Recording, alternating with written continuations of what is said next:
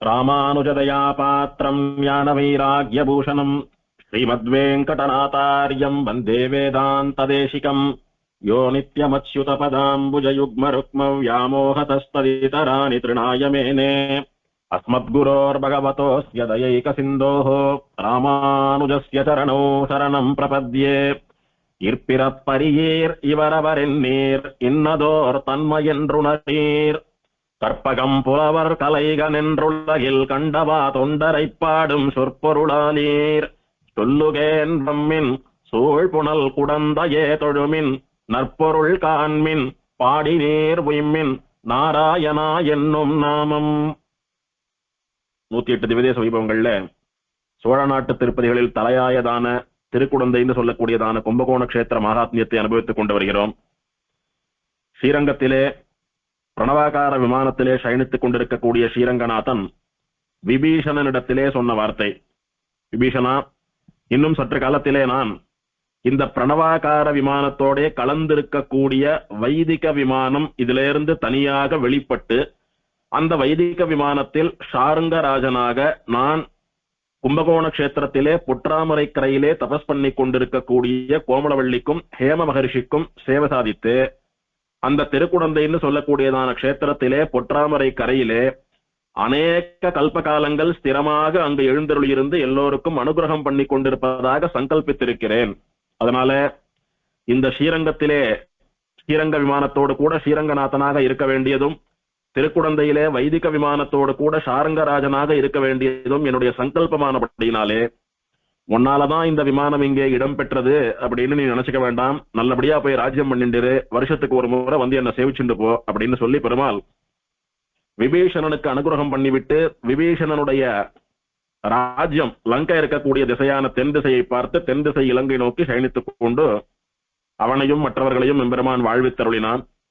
இந்த சமயத்துல பிருகு மகர்ஷியானவர் பெருமாளுக்கும் பிராட்டிக்கும் பண்ண அபவாதம், அவர்களிடத்திலே பட்ட அபசாரத்தை உணர்ந்தவரா மனம் திருந்தி சர்வேஸ்வரனா சர்வேஸ்வரியா இருக்கக்கூடிய பெருமாள் பிராட்டியினிடத்துல இப்படி ஒரு அபசாரத்தை பண்ணிட்டோமே, இதனால பிராட்டியானவள் கோபித்துக் கொண்டு பெருமாளை விட்டு பிரிந்து வருவதற்கு நாம் காரணமாக இருந்து விட்டோமே, எப்போதும் சேர்ந்தே இருக்கக்கூடியவர்கள் நம்மாலே பிரிந்து விட்டார்களே, இந்த மகா பாவத்தை போக்கிக் கொள்ள பிராயசித்தம் பண்ண வேண்டும் என்று பெருமாளை பிரார்த்தித்துக் கொண்டு சில ஜன்மாக்கள் எடுத்து அத்தனை ஜன்மாக்களிலும் இந்த விஷயத்திற்காக பிராயசித்தம் பண்ணி கொண்டிருக்கிறார். அந்த மாதிரி அடுத்த பிறவியில குகனாக பிறந்து ஸ்ரீராமனுக்கு திருவடி கைங்கரியம், சீதா பிராட்டிக்கு ஸ்ரீபாத சேவையெல்லாம் பண்ணினார் கங்கையை கிடைக்கிற போது. அதற்கு அடுத்த பிறவியிலே ஹேம மகரிஷி என்கிற ஒரு ரிஷியாக அவதாரம் பண்ணி மேரு பர்வதத்தினுடைய தாழ்வாரத்தில் ஒரு குகையிலே தபஸ் பண்ணி கொண்டிருக்கிறார். இது இப்படி நடந்துட்டு இருக்கிறச்ச ஸ்ரீவைகுண்டத்திலே ஸ்ரீவைகுண்ட விமானத்திலே இருக்கக்கூடிய ஸ்ரீவைகுண்டநாதன் பிராட்டியானவள் பிருகு மகரிஷி மார்பிலே உதைத்து விட்டார், அவரை நீங்க ஒன்னும் கேட்கலையே அப்படின்னு கோவிச்சுண்டு பெருமாளிடத்திலே சண்டை போட்டுக்கொண்டு ஸ்ரீவைகுண்டத்தை விட்டு இறங்கி பூலோகத்துக்கு வந்துட்டார். பெருமாள் பிராட்டி இல்லாமல் ஸ்ரீவைகுண்ட விமானத்திலே தனியாக இருந்து கொண்டிருக்கக்கூடியதான சமயம். இந்த சமயத்திலே நடந்ததான விருத்தாந்தங்கள் பாதாள ஸ்ரீனிவாசனுடைய சரித்திரமாக இந்த புராணத்தினாலே பேசப்படுகின்றன. பிருகு மகரிஷி பண்ணினதான அபச்சாரம் என்ன அப்படின்னா, முன்னொரு காலம் சரஸ்வதி நதியினுடைய கரையிலே உத்தமமான ஒரு யாகத்தை பண்ண வேணும் அப்படின்னு சௌனக பகவான் முதலான மகர்ஷிகள் எல்லாம் சேர்ந்து ஒரு தீர்மானம் பண்ணினா, அந்த யாகத்திலே பிரதானமான பூர்ணாகுதி அவிஸ் யாருக்கு கொடுக்கணும் அப்படின்னு ரிஷிகள்லாம் ஒருத்தருக்கு ஒருத்தர் வாதம் பண்ணி கொண்ட போது எல்லாரும் பொதுவா ஏக மனசா ஒத்துண்ட விஷயம், எது பரதத்துவமோ எது சுத்த சாத்வீகமான தேவதையோ அவனுக்கே அவிஸ் தர வேணும் அப்படின்னு அவளுக்குள்ள பேசிண்டா. யார் பரதேவத்தை எது சுத்த சாத்வீகமான மூர்த்தி அப்படின்னு கண்டுபிடிப்பதற்காக சமர்த்தரான பிருகு மகர்ஷியை பார்த்து, ஹே பிருகுவே, நீர் பிரம்மா ருத்ரன் ஸ்ரீமன் நாராயணன் சொல்லக்கூடிய மும்மூர்த்திகள் இருக்கக்கூடியதான ஸ்தானத்திற்கும் போய் அவர்கள யார் சுத்த சாத்வீக மூர்த்தி யார் பரதத்துவம் அப்படின்னு தெரிஞ்சுட்டு வாங்கோ, நீங்க யார தெரிஞ்சுட்டு வந்து சொல்றீங்களோ அவளுக்கு தான் ஹவிஸ் அப்படின்னு சொல்லி இந்த யாகத்தை பூர்த்தி பண்ணிவிடலாம் அப்படின்னு சொல்லி அவர் அனுப்பி வைக்கிறார். பிருகுவும் புறப்படுறார். பரதேவதா நிர்தாரணம் எது பரம்பொருள் என்று நிர்ணயிப்பதற்காக அங்கிருந்து புறப்பட்ட பிருகு நேர பிரம்மாவினுடையதான சத்தியலோகத்துக்கு போனார். பிரம்மா ஒரு ரிஷி நம்முடைய லோகம் தேடி வந்திருக்கிறார் அப்படின்னு எல்லாம் அவர் உபசரிக்காமல் பேசாமல் நாவிலே நாமகள்னு சொல்லக்கூடிய தன் மனைவியான சரஸ்வதியை வைத்துக் கொண்டு அவளோட உரையாடி கொண்டிருந்தார். இது என்ன ஒரு ரிஷி இருக்கிற இடம் தேடி வந்தோம், 2 பேரும் வரவேற்காம இப்படி பேசிட்டு இருக்கா, இவர் என்ன நாக்கல்லாமடியால வச்சுட்டு பேசிட்டு இருக்கார், இது என்ன ஸ்ரீலோலனாக இருக்கக்கூடிய தன்மை, இது நன்னா இல்ல, இவருக்கு விக்கிரகமே இல்லாமல் போக கடவுது, கோவிலே இல்லாமல் போக கடவுது அப்படின்னு அங்கிருந்து சபிச்சுட்டு வந்துட்டாரு. அங்க இருந்து நேர கைலாயத்துக்கு போனார். பிரம்மாவானும் நாக்குல ஒரு பாகத்துலதான் சரஸ்வதியை உட்காத்தி வச்சுட்டு இருந்தார். ருத்ரனானவர் தன்னுடைய சரீரம் சரிபாதியா தன்னுடைய மனைவியான பார்வதிக்கு கொடுத்துட்டு அர்த்தநாரீஸ்வரனா 2 பேருமா சேர்ந்து ஒரே உருவமா பேசிக்கொண்டும் ஆடிக்கொண்டும் இருந்தார்கள். அப்போ அவனாவது நாக்குல ஆம்படியால உட்காத்தி வச்சு அவளோட பேசிட்டு இருந்தான், இவன் என்ன சரீரத்திலேயே பாதி ஆம்படியால கொடுத்துட்டு ருத்ரதாண்டவம் ஆடிட்டு இருக்கானே, இப்படி தேடி வந்த ரிஷி அவமதிக்கக்கூடியதான இவாள்லாம் நிச்சயம் சுத்தசாத்விக மூர்த்தியா பரதெய்வமா இருக்க முடியாது, இவெல்லாம் ரஜோகுணத்தினாலும் தமோ குணத்தினாலும் இப்படி நடந்துக்கிறா. அதனால இந்த 3 பேர்ல பாக்கி இருக்கக்கூடிய ஸ்ரீமன் நாராயணனுடைய லோகமான வைகுண்டத்துக்கு போலாம் அப்படின்னு அங்கிருந்து காரிய வைகுண்டத்திற்கு போறச்ச எம்பெருமானுடைய குண பரீட்சை, இவன் அவாலாட்டமா ரஜோகுணம் உடையவனா தமோ குணமுடையவனா சுத்த சாத்விக குணமுடையவனான்னு பரீட்சை பண்ணி பார்க்கணும் அப்படின்னு போறார்.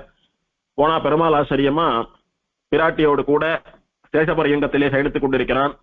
அங்கு போன போது பெருமாளும் பிராட்டியும் சந்தோஷமா பேசிட்டு இருக்கா. அப்படிவா சிரிச்சுட்டு பேசிட்டு இருக்கிறச்ச, நான் வந்ததும் தெரியாமல் என்னை வரவேற்காமல் இப்படி மனைவியோடு பேசிக் கொண்டிருக்கிறார் என்ற கோபத்தை எம்பெருமான் இவர் மனசிலே வரும்படியாக சிருஷ்டிக்கிறான். அதாவது எம்பெருமானுடையதான சங்கல்பம் என்னன்னா, இங்க ஏதாவது ஒரு அபவாதம் நடக்கணும், அதை காரணமா வச்சுட்டு பிராட்டியானவள் கோவிச்சுண்டு போனோம், அதை காரணமா வச்சுட்டு பெருமாளானவர் அவளை தேடிட்டு போனோம். இப்ப 2 பேருக்கும் கல்யாணம் நடக்கணும். 2 பேரும் திவ்ய தம்பதிகளாக இருந்து கொண்டு லோகத்திலே பூலோகத்திலே பல இடங்களில் கோயில் கொண்டு பல திவ்யதேசங்களிலே பல அடியார்களை ரட்சித்துக் கொண்டு அவெல்லாம் நன்னா வாழ்ந்து மோட்சம் வருவதற்கு காரணமாக அமைய வேண்டும் அப்படின்னு இதெல்லாம் முழுக்க பகவானுடையதான சங்கல்பம். இப்ப ஏற்பட்ட பகவான் இருந்த இடத்திலிருந்தே சர்வத்தையும் அறியக்கூடிய சங்கல்ப சக்தி விசேஷம் உடையவனானபடியினாலே ரிஷி பார்க்கறதுக்கு பிருகுவனுடைய கண்களுக்கு பெருமாளும் பிராட்டியும் உல்லாசமா பேசிட்டு இருக்கிறதா தெரிஞ்சாலும் கூட, பிருகு வரப்போறார், வந்துட்டு இருக்கார், பிரம்மலோகத்துக்கு போனார், கைலாயத்துக்கு போனார், இங்க வந்துட்டு இருக்கார், என்ன நடக்க போறது, இதெல்லாம் எம்பெருமானுக்கு தெரியும்னு சொல்றதை விட இது எல்லாமே எம்பெருமானுடைய சங்கல்பப்படிதான் நடக்கிறது. அதனால இவனா பார்த்து நடத்துற விஷயத்திற்கு எம்பெருமானுக்கு இது தெரியும் தெரியாதுன்னு சொல்லி ஆச்சரியப்படுறதுக்கு இல்ல. பெருமாள் என்ன பண்ணினார், கண்ணும் காணாதது போல் இருந்தார். பிருகுவனுடைய மனசிலே ஒரு பெரும் கோபத்தை உண்டாக்கினார். பிருகுவனுடைய மனசுக்குள்ள பூந்து ஒரு பெரிய கோப ஆவேசத்தை உண்டாக்கினார். பிருகுவுக்கு பயங்கர கோபம் வந்துடுத்து. பெருமாளை பார்த்து பிராட்டியை பார்த்து, ஒரு பிராமணன் அதுவும் தபஸ் பண்ணக்கூடிய ஒரு ரிஷி உங்களுடைய ஆண் தேடி வந்து உங்களை பார்க்கணும்னு வரச்ச இருக்கிற ஆசனத்தை விட்டு எழுந்து வந்து நமஸ்காரம் பண்ணி அவளை வரவேற்று உபசரிக்காமல் இப்படி படுத்துண்டு ஆமடியாளோட கூட பேசிக் கொண்டிருப்பது என்ன அநியாயம், என்ன அதர்மம், இப்படி எல்லாம் பண்ணலாமா? இந்த மாதிரி எல்லாம் ஒரு பிராமணனை ஒரு ரிஷி அவமானப்படுத்தினா கொடிய நரகங்களுக்கு ஆளாவீர்கள் என்பதை மறந்து விட்டீர்களோ அப்படின்னு எவனொரு தன் பாவங்களுக்கு தண்டனை ஸ்தானமாக நரகங்களை எல்லாம் படைத்து அந்த நரகங்களையும் வழிநடத்தி கொண்டிருக்கிறானோ அந்த எம்பெருமான் ஸ்ரீமன் நாராயணனை பார்த்து பேசுறோன்றதான ஒரு உணர்வு கூட இல்லாமல் கோபம் கண்ணை மறைக்க உங்களுக்கு நரகம் அப்படின்ற மாதிரி அவளோட பேசிட்டு இருக்கார் இவர். இப்போதான் பயங்கர கோபத்துக்கு ஆளாயிட்டார். எதனாலன்னா, உங்களுக்கு நரகம் சம்பவிக்கும் அப்படின்னு சொல்லியும் கூட பெருமாள் இவரை கவனிக்கல. அப்பையும் பிராட்டியோடய பேசிட்டு இருக்கார். ஏன்னா இவர் வாயால சொல்லக்கூடிய வார்த்தையெல்லாம் ஒன்னும் போராது. வாயில பேசினா பிராட்டி கோச்சுண்டு வர போறது இல்ல. மார்பிலே உதைத்தால் தான் என்னுடைய ஸ்தானத்திலே ஒரு அடியவர் உதைக்கிறார், நீங்க பார்த்துட்டு இருக்கீங்களேன்னு கோச்சுண்டு வருவா. அதனால பெருமாள் காரியம் ஆட்டோன்னு பேசாம இருக்கார். இன்னமும் தொடர்ந்து இவா பேசிட்டு இருக்கா. என்ன அநியாயம், இத்தனை தூரம் சொல்லிட்டு இருக்கேன், இன்னமும் கூட லட்சுமியோடைய பேசிட்டு இருக்கே, அவள் இருக்கக்கூடிய ஸ்தானமான உன்னுடைய மார்பிலே உதைக்கிறேன் பார் அப்படின்னு ஓங்கி பெருமாளுடைய மார்பிலே ஒரு உதைத்தார் பிருகு. பிருகு உதைத்த உடனேதான் பிருகு அங்க வந்ததை பெருமாள் உணர்ந்தவர் போல, ஒன்னும் தெரியாதவர் போல திடுக்கிட்டு எழுந்து நடிக்கிறான் பெருமாள். பெருமாளும் பிராட்டியுமா ஆசனத்திலேருந்து இறங்கி வந்து பிருகுவுக்கு நமஸ்காரம் பண்ணி அவருக்கு திருவடி எல்லாம் விளக்கி ஒரு ரிஷிக்கான மரியாதையெல்லாம் அவருக்கு கொடுத்து, மலையை போல கடினமாக இருக்கக்கூடிய என்னுடைய மார்பிலே உதைத்தீர்களே, உங்களுடைய திருவடி நோகிறதா அப்படின்னு பெருமாளானவன் பிருகுவனுடைய பாதத்தை வருடுவது போல பிருகுவனுடைய கால்களிலே இருந்த அகங்கார கண்ணை அப்படி நசுக்கிவிட பிருகுவிற்கு கோபம் போயிடுத்து. அந்த அகங்காரமும் போயிடுத்து.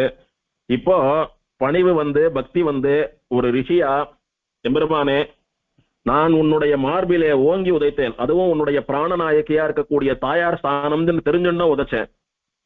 இருந்தாலும் நீ நினைச்சிருந்தியானா என்ன அப்படியே எரிஞ்சு சாம்பலாகும்படியாக பண்ணிவிட்டிருக்கலாம், என்ன வேண்டுமானாலும் பண்ணியிருக்கலாம், எத்தனை கிரூரமான தண்டனை வேண்டுமானாலும் எனக்கு கொடுத்திருக்கலாம்.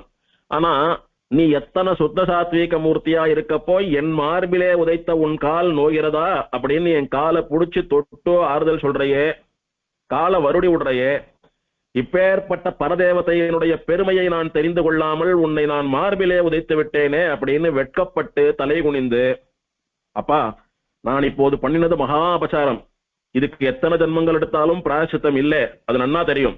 இருந்தாலும் முக்கியமான காரியம் ஒன்று இருக்கு, வந்த காரியத்தை நான் முடிச்சுட்டு பகவத் அபசாரத்தை விட பாகவதாபசாரம் கூடியது, இப்போ பெருமாளுடைய மார்பிலே உதைத்து விட்டு நான் அப்புறம் வந்து பாக்குறேன்னு சொல்லிட்டு போனாலும் அது பகவத் அபசாரமாகுமே ஒழிய பாகவதாலாம் இவர் போய் எது பரதேவத்தைன்னு கண்டுண்டு வந்து சொல்லுவாரு நாங்க யாகம் பண்றதுக்கு சித்தமா காத்துட்டு இருக்கிறச்ச இவர் பண்ணின தப்புக்காக சொந்த காரியத்திற்காக இங்க டைம் செலவு பண்ணிட்டு இருந்தா அங்க பாகவதாலாம் வருத்தப்படுவா, பாகவத அபசாரத்திற்கு ஆளாக நேரிடும். பகவத அபசாரத்தை காட்டிலும் பாகவதாபசாரம் கூடியது. அதனால முதல்ல பாகவதாலான ரிஷிகளிடத்திலே போய் எது பரதத்துவம்னு சொல்ல வேணும் அப்படின்றதுக்காக நான் வந்து பேசுறேன் அப்படின்னு பெருமாள் பிராட்டியின் இடத்துல சொல்லிட்டு பிருகு வந்து விட்டார். வந்து அந்த நதிக்கரையிலே யாகம் பண்ணக்கூடிய யாக பூமிக்கு வந்து நடந்த விஷயங்களை எல்லாம் ஒண்ணு விடாம வர்ணித்து, எம்பெருமான் ஸ்ரீமன் நாராயணனே சுத்த சாத்வீகமான தேவதை, அவனே அடியவர்களுக்கு இறங்கி வந்து அனுகிரகம் பண்ணக்கூடிய சௌலபியமான மிகவும் நீர்மை உடைய தெய்வம், அவனே பரதேவதை அப்படின்னு தன்னுடையதான தீர்ப்பை சொன்னார்.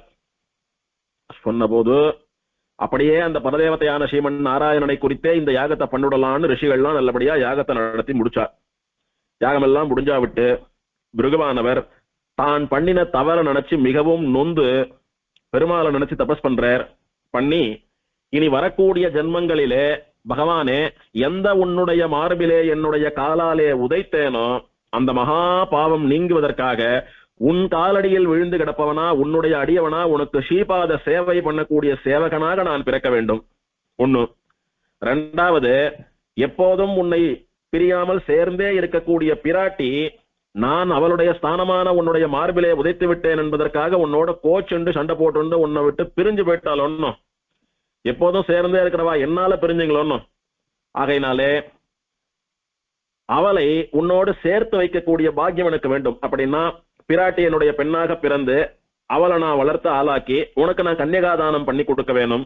என்னாலே பிரிந்த நீங்க ரெண்டு பேரும் பல இடங்கள்ல, பல க்ஷேத்திரங்கள்ல, பல சமயங்கள்ல, பல பெயர்கள்ல என்னால ஒன்னா சேரணும் அப்படின்றத பிரார்த்திச்சுண்டு சங்கல்பிச்சுண்டு தபஸா பண்ண ஆரம்பிக்கிறார். பகவானுடைய அனுகிரகத்தினாலே அடுத்த பிறவியிலே குகப்பெருமாள்னு சொல்லக்கூடிய ராமனுடைய சகாவாக பிறந்து ஸ்ரீராமனும் சீதா பிராட்டியும் கங்கையை கடக்கிற போது அவர்களுக்கு ஸ்ரீபாதம் எல்லாம் விளக்கி இந்த கைங்கரியத்தை எல்லாம் பண்ணி எம்பெருமான் திருமார்பிலே தான் உதைத்த பாவத்தை கழுவி கொண்டார். அதோடு அடுத்த பிறவியிலே ஹேம முனிவர்னு சொல்லக்கூடிய ஹேம ரிஷியாக அவதாரம் பண்ணி மேருமலையிலே தபஸ் பண்ணி கொண்டிருக்கிறார். அப்படி தபஸ் பண்ணிட்டு இருக்கார். பிருகுவனுடைய சரித்திரம் இப்படி போறது. இப்போ பிருகு இப்படி இருந்துட்டு இருக்கார். பெருமாள் பிராட்டி இவா என்ன பண்ணிட்டு இருக்கா அப்படின்னா, ஸ்ரீவைகுண்ட விமானத்திலே பிராட்டியை பிரிந்த பெருமாளானவர் பிராட்டி கோவித்து கொண்டு போனால் பூலோகத்திற்குத்தான் போயிருப்பாள் அப்படின்னு வைகுண்டத்தை விட்டு இறங்கி பூலோகத்திற்கு வந்தார். வந்து பல இடங்கள்ல தேடி பார்த்தார், பிராட்டியை காணல. பிராட்டி எதனால வந்தா அப்படின்னா, உன் ஆம்படையாளுடைய ஸ்தானம்னு தெரிந்தும் ஒரு அடியவன் அங்கே உதைக்கிற போது இப்படி பண்ணுட்டையே அப்படின்னு எனக்காக பரிந்து பேசாமல் அடியவனுடைய பாதம் வலிக்கிறதேன்னு அவனுக்கு பரிந்து பேசிட்டு போனீங்களே அப்படின்னு சாதாரண உலக பெண்களைப் போல, சாமான்யமான பெண்களைப் போல, கணவனிடத்திலே நான் முக்கியமா மத்தவா முக்கியமா அப்படின்னு கேட்டு சண்டை பிடிப்பவர்களைப் போல பிராட்டியானவள் ஒரு கபட நாடகம் ஆடி, ஏன்னா அப்படி கோச்சின்னு வந்தாதான் பெருமாள் தேடிட்டு வருவார், ரெண்டு பேரும் சேர்த்து எல்லாரையும் அனுகிரகம் பண்ணலாம், அர்ச்சாவதாரமா எழுந்தருளி இருக்கலாம் அப்படின்ற திருவுள்ளத்தினாலே கோபம் கொண்டு ஒரு நாடகமாட்டமா அபிநயம் பண்ணி அங்க இருந்து வந்துட்டார்.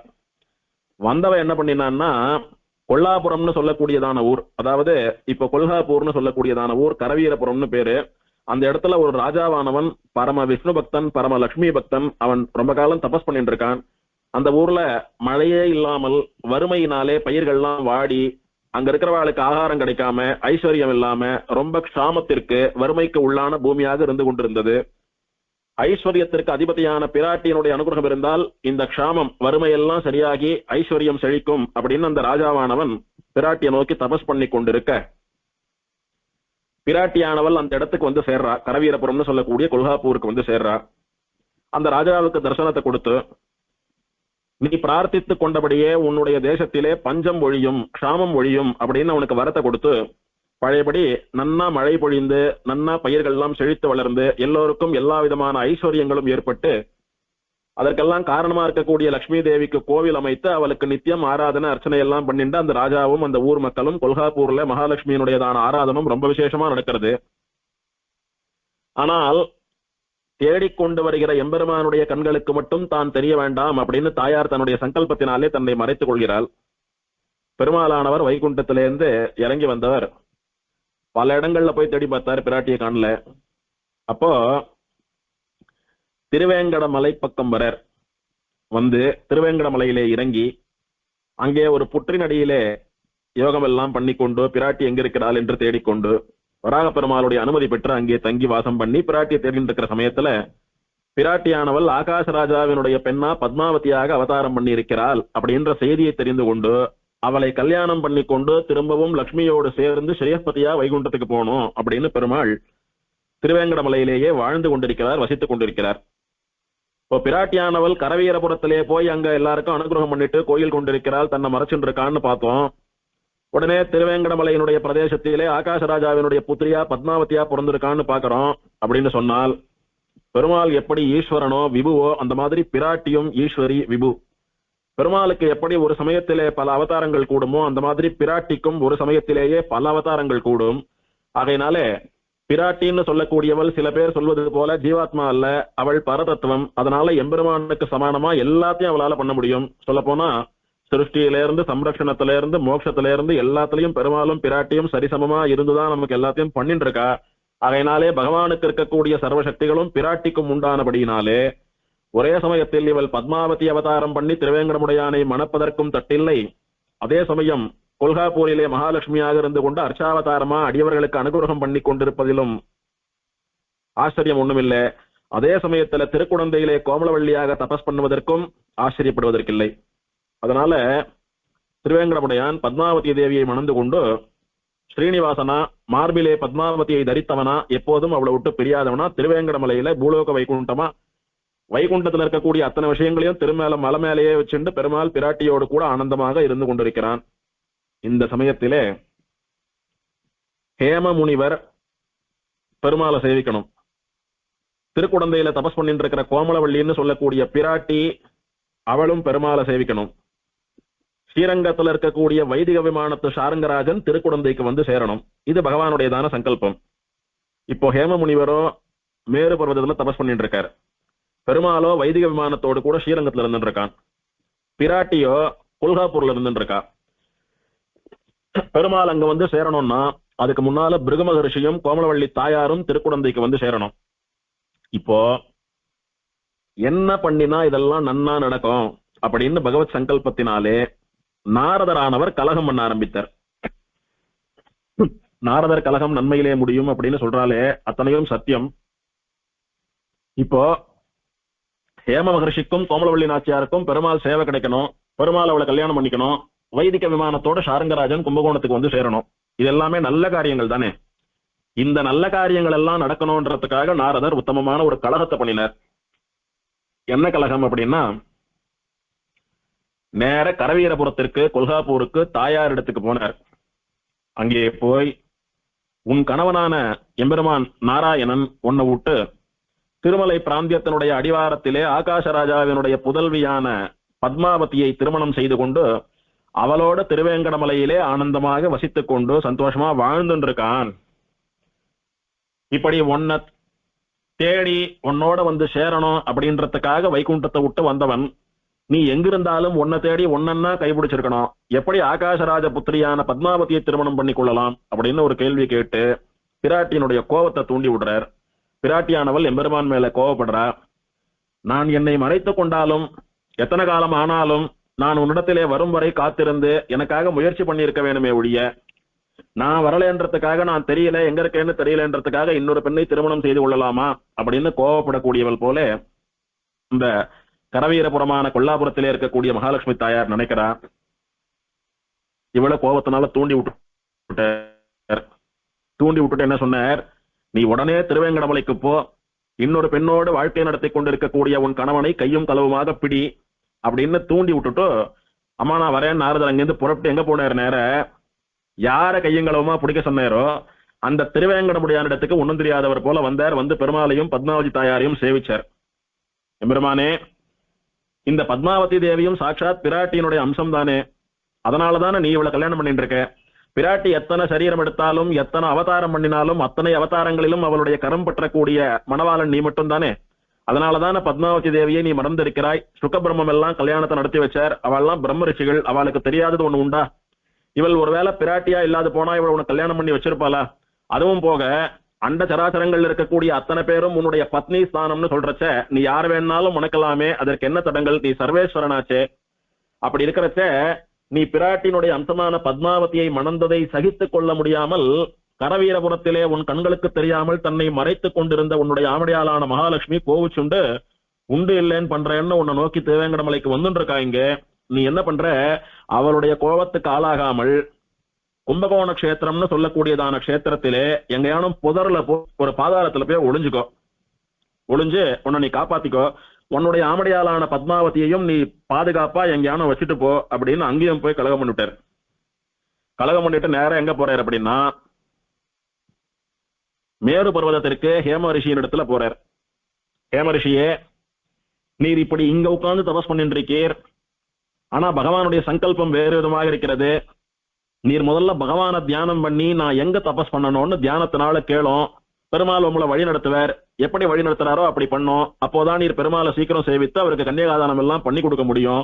இப்படி எங்கேயோ தபஸ் பண்ணிட்டு இருக்கிறதுனால பிரயோஜனம் இல்லைன்னு அங்க போய் அவரை ட்விஸ்ட் பண்ணிட்டு கிளம்பிட்டாரு. அங்கிருந்து 3 இடத்துலயும் கலகம் பண்ணியா எடுத்து. இப்போ திருவேங்கடமுடியான் என்ன பண்ணினான், பத்மாவதி தாயார கையோட அழிச்சுட்டு திருவேங்கட மலை அடிவாரத்திலே இருக்கக்கூடிய திருச்சானூர்னு சொல்லக்கூடிய இப்ப இருக்கக்கூடியதான ஸ்தானத்திலே தனிமையிலே ஒரு இடத்துல தாயார பத்திரமா இரு அப்படின்னு பாதுகாப்போடு கூட சில பெண்களை அவளுக்கு பாதுகாப்பாக வைத்து, நான் ஒரு காரியமா கும்பகோணம் வரேன், இவளை பத்திரமா பாத்துக்கோங்கன்னு சொல்றது போல பத்மாவதி தாயார தனி கோயில்ல வச்சுட்டு போனான் எம்பெருமான். இப்போ கரவீரபுரம் மகாலட்சுமி தாயாருக்கு பயந்தவனாட்டமா உடம்பையும் மூஞ்சையும் மாத்தி வச்சுண்டு பயந்துண்டு ஓடுறவன் போல வேக வேகமா தெற்கு திசையான கும்பகோணத்தை நோக்கி திருவேங்கடத்துல இருந்து ஓடுறான் எம்பெருமான். பிராட்டி ஐஷன் வந்து திருச்சானூர்ல விட்டுட்டு அங்க இருந்து கும்பகோணத்தை நோக்கி பயந்துட்டே ஓடுறானாம் பெருமாள். புராணம் வர்ணிக்கிறது இதெல்லாம். இப்படி போறச்ச பிராட்டியானவள் திருவேங்கடமலையை நோக்கி வந்துட்டு இருந்தாலே, பெருமாள் தனக்கு பயந்து திருச்சானூர்ல இருந்து ஓடுறத பிராட்டி பாத்துட்டா. யாரோ பயந்துட்டு ஓடுறாப்புல இருக்க பார்த்தா பெருமாள் ஆட்டமா தெரியறதுன்னு பின்னாடி துரத்திட்டு போனா. இன்னும் திருவேங்கடமலையே ஏறல பிராட்டி. அதுக்குள்ளதான் இவர் பத்மாவதி தாயார் அழிச்சுண்டு மேல இருந்து கீழே வந்துட்டாரு. அவ கொல்காப்பூர்ல இருந்து வரணும், இவர் மலை இறங்கினா போறோம். அவ வந்துட்டு இருக்கிற பாதி தூரத்துக்குள்ளேயே இவர் மலை இறங்கி பத்மாவதி தாயார திருச்சானூர்ல விட்டுட்டோ எல்லாம் ஆயிடுத்து. இப்ப ஓடின்னு இருக்கார். பார்த்தா இவர் நம்ம பெருமாளே தான், இவர் துரத்திட்டு போனோம் அப்படின்னு பெருமாள் பின்னாடியே துரத்திட்டு ஓடுறா. பெருமாள் பயந்துட்டு முன்னாடி ஓடுறார். பின்னாடி பிராட்டி வர்றது பெருமாளுக்கு தெரியல. நாரதர் சொன்னபடி கும்பகோண கஷேத்திரத்திலே ஒரு புதருக்கு நடுவே பாதாளம் போன்ற ஒரு பள்ளத்திலே, பெரிய பள்ளத்திலே யார் கண்ணுக்கும் தெரியாதபடி, முக்கியமா பிராட்டி கண்ணுக்கு தான் தெரியாதபடி சங்கல்பித்துக் கொண்டு பெருமாள் பதுங்கி நின்னுட்டார். எப்படி கரவீரபுரமான கொல்காப்பூர்ல தான் இருப்பது பெருமாள் கண்களுக்கு தெரியாமல் பிராட்டி சங்கல்பித்துக் கொண்டு மறைத்துக் கொண்டாலோ, அந்த மாதிரி திருக்குடந்தையிலே இந்த பாதாளத்திலே இந்த ஸ்ரீனிவாசன் திருவேங்கடமுடையான் தான் இருப்பதை பிராட்டியினுடைய கண்களுக்கு தெரிவிக்காமல் மறைத்துக் கொண்டான். ஒருவேளை அப்படி அவன் மறைச்சிக்கல, அந்த சங்கல்பத்தை பெருமாள் பண்ணலேன்னா திருவேங்கடமுடையான் பின்னாடியே துரத்திட்டு வந்தாலே, வந்தவோ அவன் எங்க போயிருக்கான்னு கண்டுபிடித்து அந்த பாதாள ஸ்ரீனிவாசனை கரம் பற்றி இருந்தாலானால் பிராட்டியும் பெருமாளும் சேர்ந்திருப்பா. 2 பேரும் ஸ்ரீயஸ்பதியா தம்பதிகளா திவ்ய தம்பதிகளா ஸ்ரீவைகுண்டத்துக்கு போயிருப்பா. அந்த காரியம் நிறைவடைந்திருக்கும். ஆனால் கோமலவள்ளிக்கு அனுகிரகம் பண்றது எப்போ, ஹேம மகர்ஷிக்கு அனுகிரகம் பண்றது எப்போ, அதே மாதிரி வைதிக விமானத்தோடு சாரங்கராஜன் ஸ்ரீரங்கத்தில இருந்து இங்க வந்து சேருவது எப்போ, அதனால இங்க பகவானுடைய சங்கல்பம் அர்த்தவத்தா, அதாவது நியாயமான சங்கல்பமா இருக்கிறது. பெருமாள் பாதாளத்துல போய் ஒளிஞ்சுண்டார். அப்படி திருவேங்கடமலையிலிருந்து திருக்குடந்தைக்கு வந்து பிராட்டிக்கு பயந்து கொண்டு பாதாளத்திலே ஒளிந்து கொண்டிருப்பவன் தான் அமுதன் சன்னதி பிராகாரத்திலே இருக்கக்கூடிய பாதாள ஸ்ரீனிவாசன் சொல்லக்கூடிய எம்பெருமான். இன்னைக்கும் பெருமாளை பிரதட்சிணமா வரைச்ச பெருமாளுக்கு இடது பக்கத்திலே ஆச்சரியமா ஒரு பாதாளம் போல இருக்கக்கூடிய ஒரு பள்ளம், சில படிகள் இறங்கி உள்ள போனோமானா அங்க பெருமாள் திருவேங்கடமுடையான் திருமலையில நிக்கிறத போலவே ரொம்ப ஏகாந்தமா நின்று இருக்கான். அங்கே எம்பெருமானுக்கு விசேஷமான அலங்காரமோ திருவாராதனங்களோ விசேஷமான ஒரு ஏற்பாடுகளோ அதெல்லாம் ஒண்ணும் இருக்காது. ஏன்னா பயத்துல பிராட்டிக்கு பயந்துண்டு வந்த பெருமாள் பிராட்டி தன்னை கண்டுபிடித்து விடக்கூடாதுன்னு அவ கண்ணுக்கு தெரியாதபடி பதுங்கி கொண்டிருக்கிறானபடினாலே விசேஷமான பூஜை புனஸ்காரங்கள் திருவாபரணங்கள் மாலைகள் இதெல்லாம் சாத்திண்டு திருவேங்கடமுடையானாச்சேன்னு ஏகபோகமா திருமலையை போலே ஆராதனம் கண்டருளினால் இதெல்லாம் பெருமாளுக்கு நடக்கக்கூடிய வைபவங்களாச்சே. அப்போன்னா பெருமாள் இங்கதான் இருக்கேரா அப்படின்னு பிராட்டி கண்டுபிடித்து விடக் கூடாது என்பதற்காக எம்பெருமான் பயந்து கொண்டு ஓடி வந்த ஸ்ரீனிவாசனாகவே அங்கு இப்போதும் எழுந்தருளி இருக்கிறான். அவனுக்கு பாதாள ஸ்ரீனிவாசன் அப்படின்னு திருநாமம். ரொம்ப சக்தி வாய்ந்த தெய்வம், பரம வரப்பிரசாதி, சாட்சாத் திருவேங்கடமுடையானபடியினாலே அவனிடத்திலே பண்ணக்கூடிய பிரார்த்தனைகளை எல்லாம் இவனிடத்திலே பண்ணாலும் பலிக்கிறது அப்படின்னு திருக்குடந்தைக்கு க்ஷேத்ராதீசனா இருக்கக்கூடிய சாரங்கபாணி பெருமாள் ஆறாவமுதாழ்வான் தன்னுடைய வாக்காலே பிரம்மாண்ட புராணத்திலே கும்பகோண கஷேத்திர மகாத்மியத்திலே இந்த பாதாள ஸ்ரீனிவாசனை பத்தி சொல்றார். அவரே அமுதனே திருவேங்கடமுடையானுடைய பெருமையை கொண்டாடி இருக்கிறார். பாதாள வெங்கடாதீசம் சகிருத்வா யஸ்து பூஜதி தர்சனம் வாபி குருதே நைவேத்யம் பாயசம் ததன் பிரதாபிதம் வா யத் க்ஷீரம் ஏலா சர்க்கரயான்விதம் யோ அர்ச்சயே துளசீபத்ரைஹி சப்ரசீததி நான்யதா பாதாள வெங்கடாதீஷே மம அபேதே த்விஜோத்தம சர்வான் காமான் அவாப்யாசு அந்தே வைகுண்டமஷ்ணுதே. நாரதருக்கு ஆறாவதாழ்வான் சொல்றார், ஹே ரிஷியே, பரம பக்தனான நாரதா, இந்த பாதாள வெங்கடேசன் சொல்லக்கூடியவன் திருவேங்கட மாமலையிலிருந்து இந்த கும்பகோண கஷேத்திரத்துக்கு வந்து சேர்ந்தவன். ஆறாவமுதன் சாரங்கபாணி என்று சொல்லக்கூடிய நானும் இந்த பாதாள ஸ்ரீனிவாசனும் வேற வேற கிடையாது, ரெண்டு பேரும் ஒருத்தர் தான். இங்கே பல சித்தி பெற விரும்புபவர்கள், அதாவது யாருக்கெல்லாம் அவளுடைய பிரார்த்தனை நிறைவேறணும்னு இந்த கஷேத்திரத்துக்கு வராலோ அவ என்னுடைய ரூபமாக இருக்கக்கூடிய இந்த பாதாள ஸ்ரீனிவாசனுக்கு பாயாச தலிகையோ நன்னா காய்ச்சின பால்ல ஏலக்காயும் சர்க்கரையும் சேர்த்த தலிகையோ கண்டருள பண்ணி நைவேத்தியம் பண்ணி வைத்தால், துளசி தலங்களாலே அர்ச்சனை பண்ணினால், என்னுடைய அபேதமா, அதாவது நான் வேற அவன் வேற இல்ல நானும் அவனும் ஒண்ணுன்னு சொல்லக்கூடிய என்னுடைய இன்னொரு ரூபமான பாதாள ஸ்ரீனிவாசன் இருக்கானே அவன் ரொம்பவும் சந்தோஷப்படுவான்.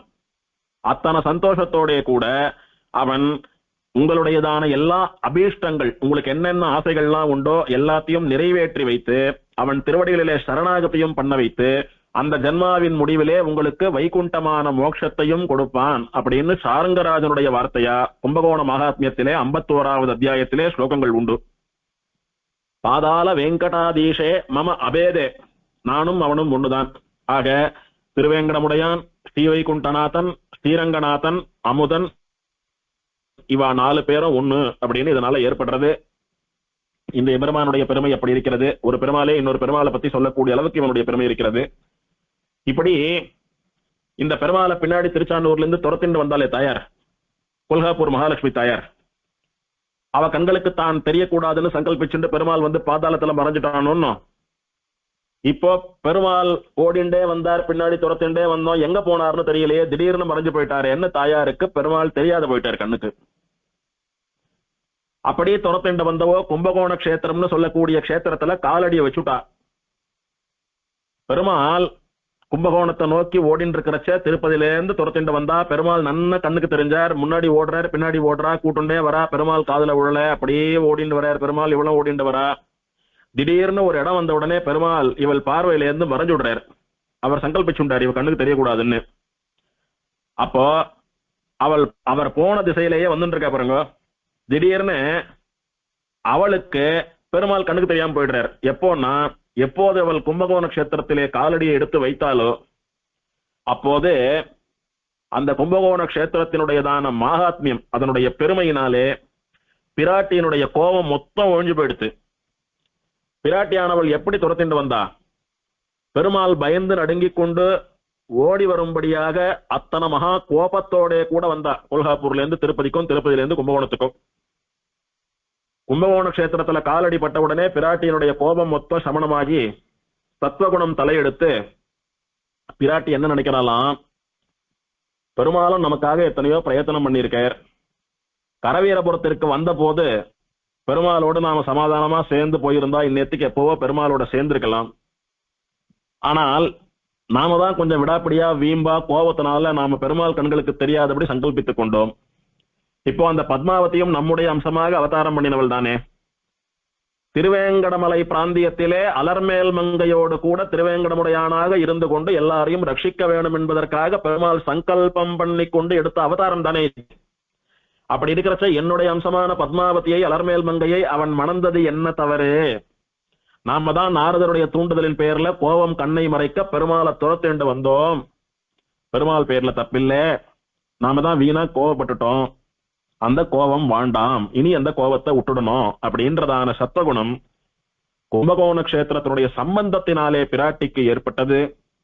பிராட்டியானவள் பெருமாள் எப்படி நமக்காக உருகி உருகி திருமலையிலே புற்றிலே தபஸ் பண்ணி ஆகாசராஜ குமாரத்தியான பத்மாவதியான நம்மை அடைந்தானோ, அந்த மாதிரி பெருமாளுக்காக நாம உருகி உருகி தபஸ் பண்ணி பெருமாளுக்காக ஏங்கி காத்திருந்து எம்பெருமான் வந்து நம்முடைய கரத்தை பற்றி கொண்டு அவனுடைய தர்மபத்னி ஆகும்படியாக நாமும் உருகி உருகி எம்பெருமானுக்காக தபஸ் பண்ண வேண்டும்னு பிராட்டியினுடையதான மனசு அப்படியே நேர்மாறா மாறி போயிடுச்சு. யாரோ ஒரு பொண்ணை கல்யாணம் பண்ணிட்டு வாழ்ந்துட்டு இருக்கியான், நாரதர் வந்து சொன்னார் உன்னை என்ன பண்றேன் பார் அப்படின்னு கோபம் கண்ணை மறைக்க பெருமாளை உலுக்கி எடுக்க வேணும்னு வந்த பிராட்டியானவள் அப்படியே மாறி போயிட்டா. அந்த அளவுக்கு க்ஷேத்திர பிரபாவம். பெருமாள் மறைச்சுட்டார், கும்பகோணத்துக்குள்ள வந்துட்டா, கோபமும் போயிடுத்து. இனி பெருமாளே வந்து நமக்கு சேவை கொடுத்தாலும் வேண்டாம், நம்முடைய கோபத்துக்கு பிராயசித்தமா தபஸ் பண்ணி தான் பெருமாளை சேவிக்கணும்னு பிராட்டி சங்கல்பிச்சுட்டா. ஏன்னா அந்த பொற்றாமரை பொய்கையினுடைய கரையிலே கோமலவள்ளியாக தாயார் அவதாரம் பண்ணியாக வேண்டும். பிருகு மகர்ஷி அவளை புத்திரியாக அடைந்தாக வேண்டும். பெருமாள் அங்கு வைதிக விமானத்தோடு கூட வந்தாக வேண்டும். பிருகு மகர்ஷிக்கும் கோமலவள்ளிக்கும் சேவை சாதித்தாக வேண்டும். பிருகுவானவர் கோமலவள்ளியை பெருமாளுக்கு கன்னிகாதானம் பண்ணி வைத்தாக வேண்டும். கோமலவள்ளி சமேத ஆறாவதாழ்வானாக பல கல்பங்களுக்கு பெருமாள் இங்கே வைதிக விமான நிழல்ல எழுந்தருளி இருந்து கொண்டு எப்படியானா திருவேங்கடமலையிலே பத்மாவதியோடு எல்லாரையும் அனுகிரகிச்சுருக்கானோ அந்த மாதிரி திருக்குடந்தையிலே கோமலவள்ளியோடு எல்லாரையும் அனுகிரகிச்சுருக்கணும். இதுதான் சுவாமி. பிராட்டி கோச்சுண்டு வரத்துக்கும் பெருமாள் பின்னாடி வரத்துக்கும் பிருகு பல இடங்கள்ல தபஸ் பண்றதுக்கும் எல்லாம் ஒரே காரணம். தொண்டரடிப்புடி ஆழ்வார் சாதிப்பது போல நாட்டினான் தெய்வம் எங்கும் நல்லதோர் அருள் தன்னாலே. நாட்டினான் தெய்வம் எங்கும், திரும்புற பக்கமெல்லாம் கோவில், திரும்புற பக்கமெல்லாம் திவ்யதேசம், திரும்புற பக்கமெல்லாம் புராண ஸ்தலம், அபிமான ஸ்தலம், இதிகாச கஷேத்திரங்கள், திரும்புற பக்கமெல்லாம் பெருமாள் படுத்துட்டு இருக்கான், நின்றுட்டு இருக்கான், உட்கார்ந்துட்டு இருக்கான். யாருக்கு எந்த பெருமாளை சேவித்து சரணாகதி பண்ண முடியறதோ பண்ணுங்கோ, யாருக்கு எந்த பெருமாளை சேவித்து உங்களுடைய இஷ்டங்களை எல்லாம் பூர்த்தி பண்ணிட்டு நன்னா வாழ முடியறதோ வாழுங்கோ. தடுக்கி விழுந்தா நான் இருக்கேன்னு சொல்வது போல ஒரு இடத்துலயும் பிராட்டியோடு கூட சேர்ந்து நம்ம எல்லாம் அனுகிரகிப்பதற்காகவே பகவானுடையதான லீலை இது. ஆகையினாலே திருவேங்கடமலையில் அவதாரம் பண்ணி பத்மாவதியோடு கூட ராஜ்யம், திருக்குடந்தைக்கு வந்து கோமலவள்ளியோடு கூட ராஜ்யம் பண்ண வேணும். அதற்காக பெருமாள் பாதாள சீனிவாசனா குகையில ஒதுங்கிட்டான். இனி பிராட்டியானவள் தற்போது அமுதன் சன்னதிக்கு மேற்கு புறத்தில், அதாவது அமுதன் சன்னதியினுடைய பின்வாசலிலே இருக்கக்கூடிய ஒரு புஷ்கரணி, ஒரு குளம். அந்த குளத்திற்கு அமுதவாவி அப்படின்னு பேரு. வாவி அப்படின்னு தமிழ்லையும் வாபி அப்படின்னு சம்ஸ்கிருதத்திலையும் சொன்னா ஒரு வாட்டர் பாடின்னு அர்த்தம். தேங்கி இருக்கக்கூடிய ஒரு ஜலபாகம், ஒரு கணரோ, கணருக்கும் வாவின்னு பேரு. நட்டவாபின்னு வா, அதாவது கணர் இருக்கும், அந்த கணத்தை சுத்தி படிகள் இருக்கும், அந்த படிகளை சுத்தி கரைகள் இருக்கும். தீர்த்தாமாடிட்டு அந்த கரையில இருக்கக்கூடிய திண்ணைகள்ல மேடைகள்ல உட்கார்ந்துட்டு நெத்தி கட்டுக்கிறது, அனுஷ்டானம் பண்றது, ஜபம் பண்றது, அந்த மாதிரி மகான்கள்லாம் அனுஷ்டானம் பண்றதுக்கு இந்த கணத்தை சுத்தி அப்படி திண்ணைகள் போல கட்டி வச்சிருப்பா. அந்த மாதிரி ஒரு நடவாபி தான் தேவப்பெருமாள் சித்ரா பௌர்ணமி அன்னைக்கு எழுந்துள்ளக்கூடிய ஐயங்கார் குலம் நடவாபின்னு சொல்லக்கூடிய விசேஷமான நடவாபி. அதோடு கூட சுவாமி தேசிகனுடைய அவதார ஸ்தலமான தூப்புள்ள சுவாமி தேசிகன் அவதாரம் பண்ணுவதாக சொல்லப்படுகிற திருமாளிகைக்கு பின்னால இருக்கக்கூடியது ஒரு நடவாபி. அந்த மாதிரி பல மகான்கள் அவ்வாறே நடவாபி எல்லாம் ஏற்படுத்திட்டு கூட இருக்கா. பொதுவா வாபி அப்படின்னு சொன்னா ஒரு குளம், ஒரு தடாகம், ஒரு பொய்கை. அதுக்கு என்ன பெயர் அப்படின்னா, கோமலவள்ளி தாயார் வந்து சேர்வதற்கு முன்னால வரைக்கும் அமுதவாவி அப்படின்னு பேரு.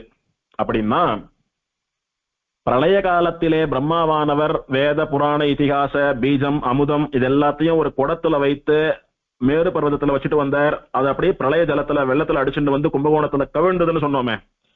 அப்போ குடத்தினுடைய விளிம்பின் வழியாக அமிர்தமானது கும்பகோணத்துல பட்டு கும்பகோணத்தை நினைச்சதுன்னு சொன்னோமே. 5 கிரோச தூரத்திற்கு ஒரு அமிர்தம் ஜலமாட்டம் இருக்கக்கூடிய ஒரு லிக்விட் ஃபார்ம்ல இருக்கக்கூடிய ஒரு வஸ்து 5 கிரோச தூரம் பரவுறதுன்னு சொன்னா என்ன அர்த்தம்? அப்படி பேப்பர்ல ஜலம் தெளிச்சா அப்படி ஸ்ப்ரெட் ஆறுது, அந்த மாதிரி கலர் மட்டும் மாறுமான்னா 5 கிரோச தூரம் பரவுறதுன்னா நடுவுல இருக்கக்கூடிய அத்தனை குளம் குட்டைகள்னு எல்லாத்தையும் ரொப்பிண்டு போகும். அந்த மாதிரி இந்த குடம் கவிழ்ந்த போது இங்கே இருந்த ஒரு பள்ளத்திலே அந்த அமிர்தமானது முழுதாக நிறைந்தது. அந்த குளம்தான் அமிர்தவாபி அப்படின்னு பேர் அதற்கு. அந்த அமுதவாவிய பிராட்டியானவள் தன்னுடைய தாமரை கண்களாலே கட்டாட்சித்தால் உத்தமமான இந்த அமிர்த தீர்த்தத்தினுடைய கரையிலே தான் நாம தபஸ் பண்ணணும்னு பிராட்டியானவள் சங்கல்பிச்சுட்டா. இப்படி சங்கல்பிச்சுட்டு இருந்தாரு. இதே சமயத்துல அங்க மேரு பர்வதத்துல என்ன நடக்கிறது? நாரதர் போய் பிருகு மகரிஷியை ட்விஸ்ட் பண்ணிட்டு வந்துட்டாரு. நீ பாட்டுக்கு எங்க ஒரு இடத்துல உட்காந்து தபஸ் பண்ணிட்டு இருந்தா பெருமாள் அங்க வருவேரா? எங்க தபஸ் பண்ணா என் காரியம் ஆகும்னு பெருமாளை தியானம் பண்ணி கேளு அப்படின்னு சொன்னார். இவர் பெருமாளை தியானம் பண்ணினார். பெருமாள் சேவை சாதித்தான். சேவை சாதித்த உடனே பெருமாளை சேவிச்சுட்டு பிருகு சொன்னார், அப்பா யார் பரதெய்வம்னு தெரிஞ்சுக்கிறதுக்காக வைகுண்டத்திற்கு வந்த நான், அதை தெரிஞ்சுக்கிறதுக்கு எத்தனையோ வழி இருக்க. கோபம் என் கண்ணை மறைக்க உன்னுடைய திருமார்பிலே உதைத்தேன். பிராட்டி உன்னை பிரிஞ்சு போயிட்டா. பிராட்டி உன்னை பிரியக்கூடிய மகா பாவத்தை நான் பண்ணிவிட்டேன். அதுக்கெல்லாம் வருத்தப்பட்டு பல ஜென்மங்கள் எடுத்துட்டு இருக்கேன். பல ஜென்மங்கள்ல உனக்கு கைங்கரியம் பண்ணிட்டு இருக்கேன். இந்த ஜென்மத்துல ஹேம முனிவர்னு சொல்லக்கூடிய ஹேம ரிஷியா அவதாரம் பண்ணியிருக்கேன். இப்படி நான் மேருமலையில பல நாள் தபஸ் பண்ணிட்டு இருக்கிற போது நாரதர் வந்து எங்க தபஸ் பண்றதுன்னு பெருமாளை கேளுன்னு சொல்லிட்டு போயிட்டார். அதனாலதான் உன்னை நோக்கி நான் தியானம் பண்ணினேன். நான் என்ன பண்றதுன்னு தெரிவிக்கணும் அப்படின்னு கேட்டார். பெருமாள் உனக்கு என்ன வேணும்னு கேட்டார். பெருமாள் ஒன்னும் தெரியாதவர் போல, ஆமா எதுக்கு என்ன நோக்கி தபஸ் பண்ணணும், உனக்கு என்ன வேணும் அப்படின்னு கேட்டார். அப்போ ஹேமரிஷி சொல்றார், உன்னுடைய பிராண வல்லபை, உன்னுடைய பிராண நாயக்கியா இருக்கக்கூடிய லட்சுமி தேவி எனக்கு பொண்ணா பிறக்கணும். நான் அவளை உனக்கு கல்யாணம் பண்ணி கொடுத்து நீ என்னுடைய மாப்பிள்ளை ஆனோம். நீ எனக்கு மோட்சத்தை தரணும் அப்படின்னு 3 வரங்களை பிரார்த்தித்துக் கொண்டார். அப்படியா, சரி ஹேமரிஷியே, உம்முடைய எண்ணம் அப்படியே நிறைவேறட்டும்.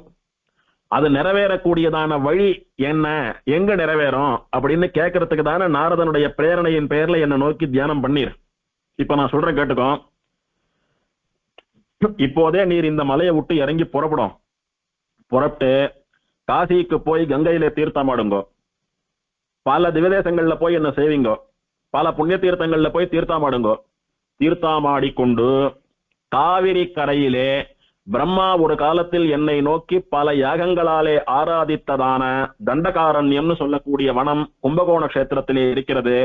அந்த வனத்துக்கு நடுவே அமிர்தவாபி என்று சொல்லக்கூடிய ஸ்வர்ணமயமான தாமரை நிறைந்த ஆச்சரியமான ஒரு புண்ணிய புஷ்கரணி இருக்கும். அந்த புஷ்கரணி முழுக்க அமிர்தத்தினாலே நிறைந்திருக்கிறது. அந்த புஷ்கரணியிலே நிறைய ஸ்வர்ண தாமரை புஷ்பங்கள் பூத்திருக்கும். அத்தனை தாமரை புஷ்பங்களுக்கும் அலங்காரமா 1000 இதழ் தாமரை புஷ்பம், சகசிரதல பத்மம்னு சொல்லக்கூடிய 1000 இதழ் தாமரை அப்படி ஸ்வர்ணத்திலேயே பெருசா பருத்திருக்கும். அதுக்கு நடுவுல நீர் ஆசைப்பட்ட, உம்முடைய பெண்ணாக பெற வேணும் என்று ஆசைப்பட்ட என்னுடைய பிராணநாயகியான லக்ஷ்மி தேவி அழகான தங்க கொடியை போலே மிளிர்ந்து கொண்டு கோமலவல்லி என்கிற பெயரிலே தபஸ் பண்ணி கொண்டிருப்பாள். தாயாருடைய திருநாமத்திற்கான அர்த்தத்தை பெருமாள் சொல்லிட்டார். அழகிய தங்க கொடி போலே மிளிர்ந்து கொண்டிருப்பாள். கோமல வள்ளி, வள்ளின்னா கொடி, கோமலம் அப்படின்னா மென்மை, இளமை, ஸ்வர்ணம் அப்படின்னு பல அர்த்தங்கள். இளைய கொடி, மென்மையான கொடி, தங்கத்தை போலே சுடர்விட்டு பிரகாசிக்கிற கொடி, எப்படி எடுத்துட்டாலும் ஒரு பச்சை கொடியானது நல்ல பருவத்திலே எப்படி பார்ப்பதற்கு கண்களை பறிப்பது போல அப்படி தகதகான்னு ஜொலிச்சுண்டு வளைந்தும் நெளிந்தும் அழகாக கண்ணுக்கு விருந்தளிக்கிறதோ, அந்த மாதிரி எம்பெருமான் ஸ்ரீமன் நாராயணனுடைய கண்ணுக்கு விருந்தளிக்க கூடிய வளைந்து நெளிந்திருக்கக்கூடிய கொடி போன்ற அழகி, சொர்ணத்தை போலே மின்னுபவள். அதனால கோமலவள்ளின்னு தாயாருக்கு திருநாமம். என்னுடைய மனைவி சகசிரதல பத்மத்திலே தங்க கொடியை போலே மிளிர்ந்து கொண்டு கோமலவள்ளி என்கிற பெயரிலே தபஸ் பண்ணி கொண்டிருக்கிறாள். நீர் உடனே இப்ப அந்த கஷேத்திரத்துக்கு புறப்பட்டு போறீர். எப்படி போனோம்? இங்க இருந்து நேர காசிக்கு போய் கங்கா ஸ்நானம் எல்லாம் பண்ணிட்டு பல கஷேத்திரங்கள்ல தீர்த்தாமாடி பல திவதேசங்களை சேவிச்சுண்டு கடைசியா கும்பகோண கஷேத்திரத்திற்கு அமுதவாவின்னு சொல்லக்கூடிய பொற்றாமரை கரைக்கு போங்கோ. அங்கே தபஸ் பண்ணி கொண்டிருக்கக்கூடிய கோமலவல்லியை உம்முடைய புத்திரியாக பாவித்துக் கொண்டு பரிபாலனம் பண்ணி கொண்டிருங்கோ அப்படின்றார். அப்படின்னா, அம்மா இது பகவத் சங்கல்பம், உன்னை பார்த்தா என்னுடைய பொன்னாட்டமா தெரியறது, என்ன உன்னுடைய தோப்பனாரா ஏத்துக்கோ, நான் உனக்கு தேவையான பணிவிடைகள் எல்லாம் பண்றேன்னு சொல்லி தபஸ் பண்ணி கொண்டிருக்கக்கூடிய அவளுக்கு எப்ப என்ன தேவையோ, பூஜைக்கு தேவையான வஸ்துக்களோ தீர்த்தமோ க்ஷீரமோ ஆகாரமோ என்ன தேவையோ அவளுக்கு எல்லாம் பண்ணிட்டு அவளுக்கு பாதுகாப்பா இவர் கண் பார்வையில அவள் பத்திரமா தபஸ் பண்ணிட்டு இருக்கிற மாதிரி ஒரு தகப்பனாரா அவளுக்கான பணிவிடைகளை எல்லாம் பண்ணிக்கொண்டு புத்திரி என்கிற அபிமானத்தை பண்ணி கொண்டிருக்க வேண்டும்னு பெருமாளுடையதான நியமனம். இத பண்ணிண்டு அப்படியே இருந்துடாதுங்கோ. இதை பண்ணி கொண்டு, அதாவது கோமலவள்ளி தாயாரை உம்முடைய பெண்ணாக நினைத்து அவளை பரிபாலனம் பண்ணி கொண்டு, அதே சமயம் நீரும் தபஸ் பண்ணி நீராகில் நீர் பிரார்த்தித்த 3 கோரிக்கைகளும் நிறைவேறும், ததாஸ்து மங்களம் உண்டாகுக அப்படின்னு சொல்லி எம்பெருமான் ஸ்ரீரங்கநாதன் அங்கிருந்து மறைஞ்சுட்டான். பெருமாளுடைய ஆக்னியை சிறமேற்கொண்டு ஹேமரிஷி உடனே புறப்பட்டு கங்கா ஸ்நானம் பண்ணி திவதேசங்களுக்கு எல்லாம் போய் கடைசியில கும்பகோண கஷேத்திரத்திற்கு அமுதவாவின்னு சொல்லக்கூடிய புஷ்கரணி கரைக்கு வந்து சேர்ந்தார். என்ன ஆச்சரியம், கும்பகோண கஷேத்திரமே அப்படி சொர்க்கமாட்டமா ஜொலிக்கிறது, பிரகாசிக்கிறது, மின்றது. அந்த அமிர்தவாவி கிட்டக்க போனார். அதுல இருக்கிறது தீர்த்தம் இல்ல, சாட்சாத் அமிர்தம்னு தெரிஞ்சுட்டார். துளி அமிர்தத்தை சாட்டாலே சாவு கிடையாதுன்னு சொல்றா. அங்க அமிர்தம் புஷ்கரணியா தேங்கி நிக்கிறது. அதை பாக்குறதுக்கு ஒரு ரிஷிக்கு எத்தனை ஆச்சரியமா இருக்கும். பார்த்தார், பூத்திருக்கக்கூடிய தாமரைகள் எல்லாம் ஸ்வர்ண தாமரையா இருக்கிறத பார்த்தார், அத்தனை சந்தோஷம். அதுக்கெல்லாம் சிகரம் வைத்தது போலே சகசிரதல பத்மம்னு சொல்லக்கூடிய ஒரு 1000 இதழ் தாமரையை பார்த்தார், அத்தனை சந்தோஷம். பெருமாள் சொன்ன ஒன்னொன்னு அப்படியே இருக்க. தாமரைக்கு கீழே தானே கொடி போகும். தாமரையினுடைய தண்டு கொடியாட்டமா பச்சை பசேல்னு வளைந்து நெளிந்து கொண்டு தாமரைக்கு கீழே தானே போகும். இங்கே தாமரைக்கு மேலே ஒரு கொடியானது பச்சை பசேல் என்று வளர்ந்து நெளிந்து வளைந்து நெளிந்து அப்படி ஸ்வர்ணமாட்டமா இருக்கு. பார்த்தா கோமலவள்ளின்னு சொல்லக்கூடிய பிராட்டி அவள் ஆச்சரியமா எம்பெருமானுடையதான மகாமந்திரத்தை சொல்லிக் கொண்டு எம்பெருமானை சேவித்தாக வேண்டும் என்கிற வேட்கையிலே தபஸ் பண்ணி கொண்டிருக்கிறாள். இவர் போய் அந்த அமிர்தவாவின்னு சொல்லக்கூடியதான புஷ்கரணியிலே தீர்த்தாமாடுறார். என்னைக்கு அந்த அமிர்தவாவியினுடைய கரைக்கு பிராட்டி வந்து சேர்ந்தாலோ, பிராட்டி அமர்ந்து தபஸ் பண்ணுவதற்கேற்ப எப்படி அந்த அமிர்தவாவியிலே நிறைய பொற்றாமரைகள்னு சொல்லக்கூடிய ஸ்வர்ண தாமரைகள் பூத்ததோ, அதுக்கு நடுவே பிராட்டி அமர்ந்து கொள்வதற்கு தகுதியான ஒரு சகசிரதல பத்மம்னு சொல்லக்கூடிய ஒரு பெரிய பொற்றாமரை தோன்றியதோ, அன்னையிலிருந்து அந்த புஷ்கரணிக்கு பொற்றாமரை பொய்கை, பொற்றாமரை குளம், பொற்றாமரை கயம் அப்படின்னு பெயர் வந்தது. ஆழ்வார் பாடுறார், பொற்றாமரை கயம் நீராட போயினால். கயம் அப்படின்னா பொய்கை. முதல்ல அமிர்த குடத்துல இருந்து அமிர்தம் நிரம்பினதுனால அமிர்தவாவி, அமுதவாவின்னு பேரு. பிராட்டிக்காக பொற்றாமரைகள் எல்லாம் மலர்ந்து பிராட்டி அதுல தபஸ் பண்ண ஆரம்பித்தாவிட்டு பொற்றாமரை பொய்கை, பொற்றாமரை கயம்னு பேர் இதற்கு. போனேர், சேவிச்சார். பிராட்டிய சேவிச்சுட்டு அவ முன்னால போய் நின்றுண்டு மானசீகமா, அம்மா நான் உன்னுடைய தகப்பனார், உன்னை என் பொண்ணா ஏத்துண்டு உனக்கு பணிவிடைகள் எல்லாம் பண்ணி சுசுரூஷைகள் எல்லாம் பண்ணணும்னு வந்திருக்கேன், என்னுடையதான சுசுரூஷை நீ ஏத்துக்கணும்னு பிராட்டியின் இடத்துல பிரார்த்திச்சுட்டு அந்த பொற்றாமரை பொய்கையினுடைய வடக்கு கரையிலே ஒரு பாரிஜாத்த விருட்சம், பாரிஜாத்த மரம் ஒன்று இருந்தது. அந்த மரத்தின் அடியில போய் நின்றுண்டு கோமலவள்ளிக்கும் தனக்கும் எம்பெருமான் வைதிக விமானத்தோடு சேவை சாதிக்கிறேன்னு சொன்னானே மேரு பர்வதத்தினுடைய தாழ்வாரத்திலே. ஆகையினாலே அவனுடைய வருகைக்காக அவனுடைய வார்த்தைப்படி நாம் தபஸ் பண்ணி கொண்டிருப்போம் அப்படின்னு எம்பெருமானுடையதான மகாமந்திரத்தினாலே எம்பெருமான நோக்கி தபஸ் பண்ணிட்டு இருக்கார் ஹேமரிஷி. ஒரு பக்கம் பொற்றாமரை கரையிலே, பொற்றாமரை பொய்கையிலே, சகசிரதல பத்மத்திலே கோமலவள்ளி தாயார் தபஸ் பண்ணிட்டு இருக்கா. அவளுக்கு எதிர புஷ்கரணியினுடைய வடகரையிலே பாரிஜாத்த விருட்சத்தினுடையிலே ஹேமரிஷி தபஸ் பண்ணிட்டு இருக்கார். ஒரே சமயத்துல 2 தபஸ் நடக்கிறது. இவா 2 பேருடைய தபசுக்கும் இறங்கி பெருமாள் சேவை சாதிக்க வேண்டிய உத்தமமான முகூர்த்தம் வேலை வந்து சேர்ந்துடுச்சு. அந்த சமயம் ஸ்ரீரங்கத்திலே உபயகாவேரி மத்தியே சயனித்துக் கொண்டிருக்கக்கூடிய பிரணவாகார விமானத்துக்கு கீழே படுத்துக் கொண்டிருக்கக்கூடிய ஸ்ரீரங்கநாதன் இதுவரைக்கும் 2 விமானமும் ஒரு விமானமா சேர்ந்து விளங்கின அந்த பிரணவாகார விமானத்திலிருந்து வைதிக விமானத்தை தனியாக பிரித்து கொண்டு ஸ்ரீரங்கநாதனும் சாரங்கராஜனுமா சேர்ந்த ஒரு திருமேனியிலிருந்து சாரங்கராஜன் சொல்லக்கூடிய திருமேனியை தனியே பிரித்தெடுத்துண்டு பெருமாள் புறப்படுறார். இப்படி பெருமாள் வைதிக விமானத்தோடு கூட சாரங்கராஜனா ஸ்ரீரங்கத்துக்கும் திருமலைக்கும் சமானமான கும்பகோண கஷேத்திரத்துல வந்து சயனிச்சுக்க போறான் அப்படின்றத சேவிக்கிறதுக்காக பிரம்மாவ் என்ன, ருத்ரன் என்ன, இந்திரன் என்ன, 33 கோடி தேவர்கள் என்ன, அத்தனை பேரும் காத்துட்டு இருக்கா. எப்படி காத்துட்டு இருக்கான்னா, பெருமாளுக்கு உற்சவம் நடக்கிறது, பிரம்மோற்சவம் நடக்கிறது, ஒரு கருட சேவை என்ன வச்சுக்கலாம். கருட சேவை உற்சவம்னு சொல்லக்கூடியது பெருமாளுக்கு நடக்கக்கூடிய பிரம்மோற்சவத்துல ரொம்ப விசேஷமான உற்சவம். கருட சேவையோ தேரோ எல்லாரும் ஆசை போட்டுக்கொண்டு போட்டி போட்டுக்கொண்டு சேவிக்கக்கூடிய உற்சவம். கருட சேவையில எழுந்தருளக்கூடிய பெருமாளை பல பேர் பல விதமா சேவிப்பா. ஒரு உதாரணமா காஞ்சிபுரத்துல தேவ பெருமாளுடைய வைசாகோற்சவ கருட சேவை நடக்கிறது. பெருமாள் பிம்மால 4 மணிக்கெல்லாம் வாகன மண்டபத்துல கருட வாகனத்துல புறப்பட்டு சுவாமி தேசிகனுக்கும் லட்சுமி குமார தாத்த தேசிகன் அம்மங்காரி வாழ்க்கெல்லாம் ஷட்டாரி சாய்ச்சிட்டு ஆழ்வார் பிராகாரத்தை ஒரு புறப்பாடு வருவார் பெருமாள், முதல்ல உள் புறப்பாடு. அப்ப நம்மாழ்வார் சன்னதி முன்னால நின்று நம்மாழ்வாருக்கு அருளாத நீரருளி அவராவி தோராமுன்னு சொல்லக்கூடிய பாசுரம் எல்லாம் சேவித்து ஆழ்வாருக்கு ஷடாரி சாய்ச்சிட்டு அனுகிரகம் பண்ணிட்டு அங்க இருந்து உள் புறப்பாடாகி சுமார் ஒரு 4:45 மணி சமயத்திற்கு எம்பெருமானானவன் கோபுரவாசலுக்கு வருவான்.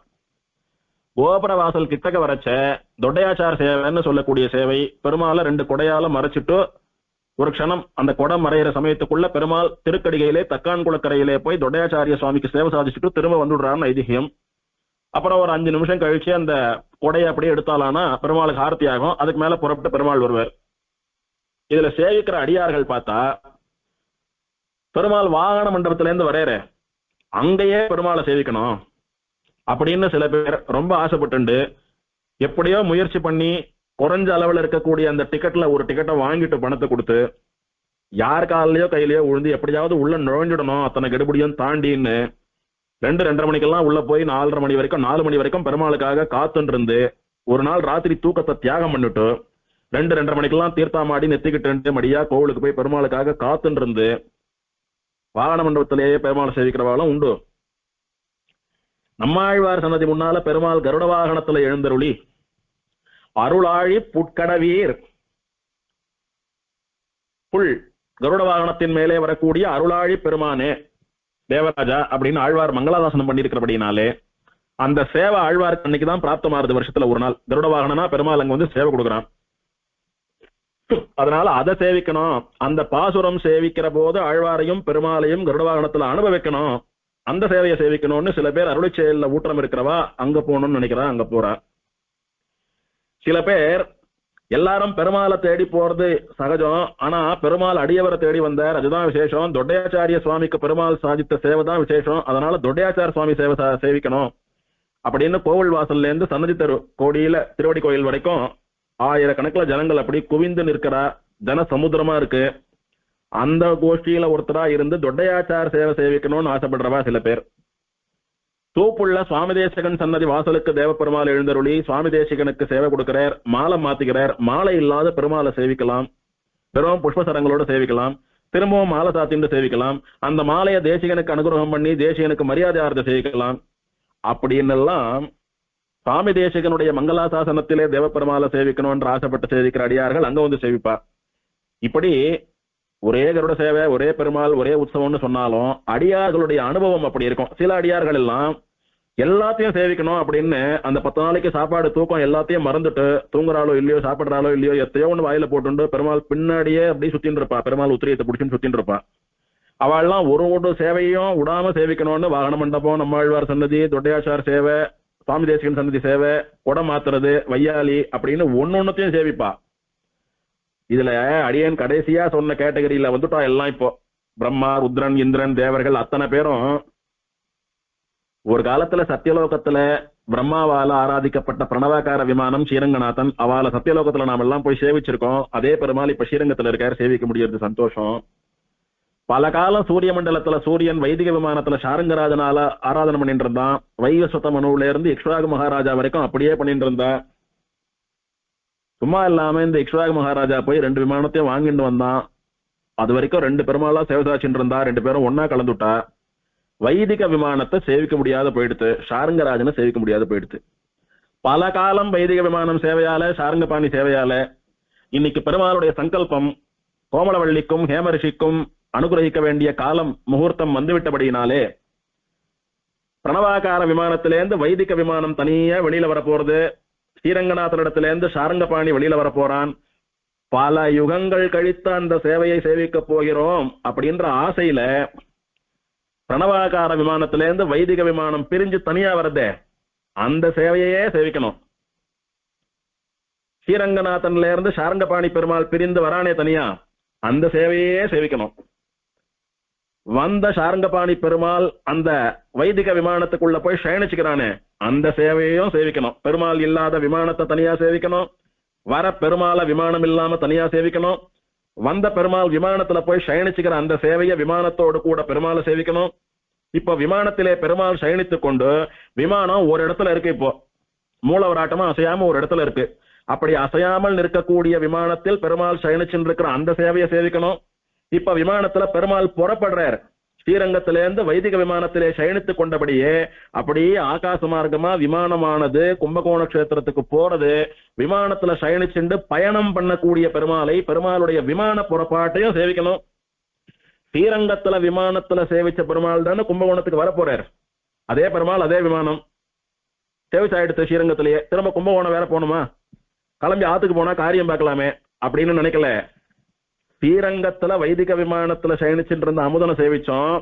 அதே அமுதன் திருக்குடந்தையில பொற்றாமரை கரையில வந்து சயனிச்சுக்கிறத சேவிக்க வேண்டாமா?